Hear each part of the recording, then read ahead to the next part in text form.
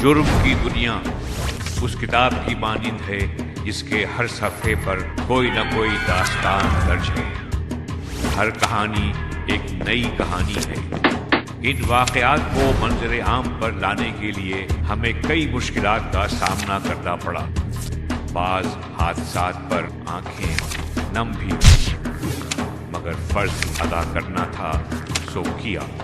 अब हम पहुँच रहे हैं अपनी 1000वीं मंजिल पर, लेकिन जराइम की दुनिया एक ऐसी किताब है जो ख़त्म होने का नाम नहीं लेती। बिस्मिल्लाहिर्रहमानिर्रहीम। नाज़रीन, आप प्रोग्राम देख रहे हैं हमारा मशहूर आज इफ्तार खट्टे के साथ। नाज़रीन, आज मेरे साथ एक हवा की बेटी, थाना पीर बदाई की रिहायशी मुस्कान, जो घर से बहुत अरमान लेकर निकली कि मैं आलिम दीन बनूंगी, 18 सिपारे कुरान पाक के हिफ्ज़ किए, एक दरिंदा शख्स इंसान इस बच्ची की इज़्ज़त ख़राब करता है। बहुत मुश्किल से ये FIR तो दर्ज होती है। गरीब बंदे की FIR दर्ज करना भी बहुत मुश्किल काम है। आखिरकार जब FIR दर्ज होती है तो मुलज़िम की गिरफ़्तारी का बड़ा मसला बनता है। कहते हैं कि जी इनके घर जिरगे आने लग पड़ते हैं। जिरगों में ये कहा जाता है कि जी इस्लाम को बचाना है, उससे अल्लाह की रज़ा के लिए माफ़ कर दो। उस उस्ताद की बीवी आके इनके घर इनकी वालिदा को कहती हैं कि माफ़ी दे दो इनको। क्या रियासत मदीना में एक बच्ची की इज़्ज़त ख़राब हो, उसको सरेआम सज़ाए मौत देनी चाहिए बनिस्बत के उसको माफ़ कर देना चाहिए। आज मेरी मुस्कान की वालिदा से जब सुबह बात हुई, मैंने उनसे एक बात पूछी कि क्या आप सुलह करेंगी या इस केस को चलाएंगी, क्योंकि मुस्कान के वालिद को डेथ भी 10 साल हो गए कि मुस्कान के वालिद फौत हो चुके हैं। उन्हें कहा हमारी गुर्बत तो ज़रूर है, इस केस को हम अदालत से एक अपील करेंगे कि इसे सज़ाए मौत दे, हम अदालत में इस केस को ट्रायल करेंगे। हमने अपने चैनल की जानिब से इन्हें एक मुकरा का प्लेटफॉर्म दिया जिसमें सैयद मसूद शाह साहब advocate, Syed Najmul Hassan advocate, Samina advocate, Waheed Naz Janjua advocate का एक पैनल बनाया कि मुलज़िम की गिरफ़्तारी के लिए हम कोर्ट में भी जाएंगे।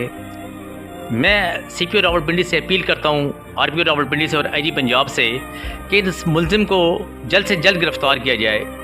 आप अगर चाहें तो ये मुलज़िम गिरफ़्तार हो सकता है। अभी मैं मुस्कान से पूछता हूँ, मुस्कान उस दिन क्या हुआ था और क्या ये माजरा है सारा? जी मुस्कान। हफ्ते का टाइम था और मैं मम्मा छोड़ने गई थी मुझे हफ्ते वाले दिन, और बाजी ने मुझे एक समझाया था। इशरत नाम था, रहायशी थी वहाँ की। इशरत ने कहा था कि बेटा आप उस्ताद जी जो कहेंगे आपने उनका कहना मानना है, आपने उनका अदब करना है, आप उनका अदब नहीं करोगी तो आगे नहीं बढ़ पाओगी आप।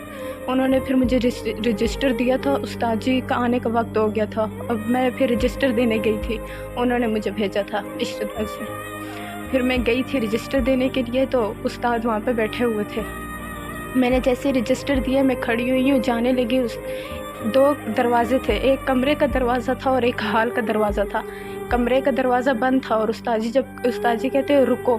मैं जब खड़ी होगी पीछे मुड़ के मैंने देखा उस्ताद जी खड़े हुए और दूसरी तरफ से आए और हाल वाला दरवाज़ा बंद कर दिया था।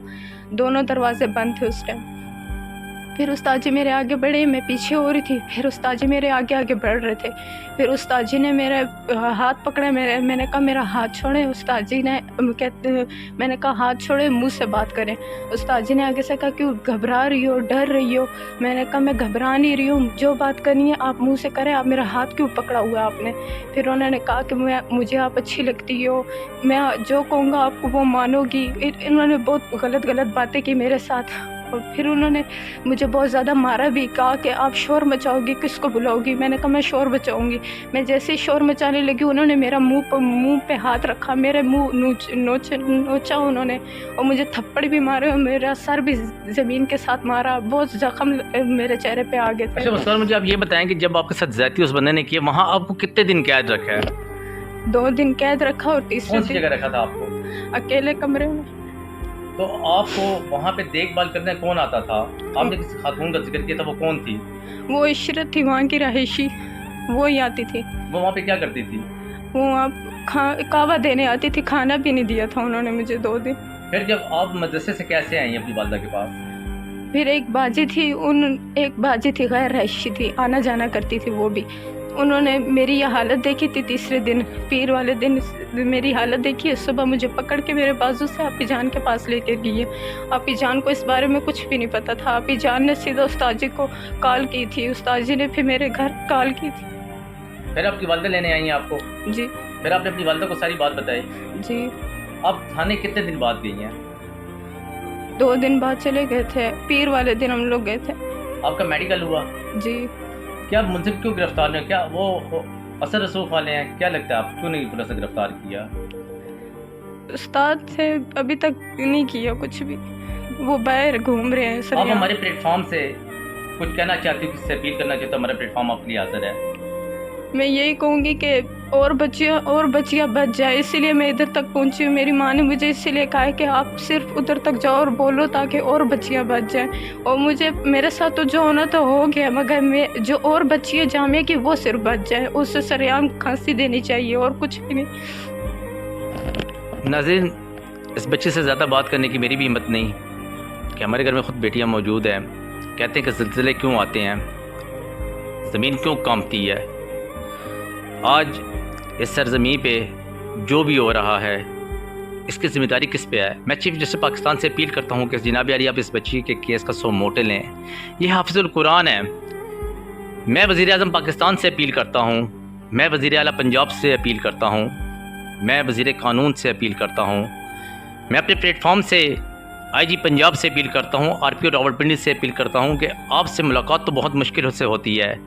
خدا رے اس میڈیا کے ذریعے ہم آپ سے آواز تو سنا سکتے ہیں کہ جناب آپ اس کیس کا ایکشن لیں اور ایسے اس کو جلد سے جلد ایک ٹرائل کیس بنائے کہ آپ اس کو سزا دے سکیں۔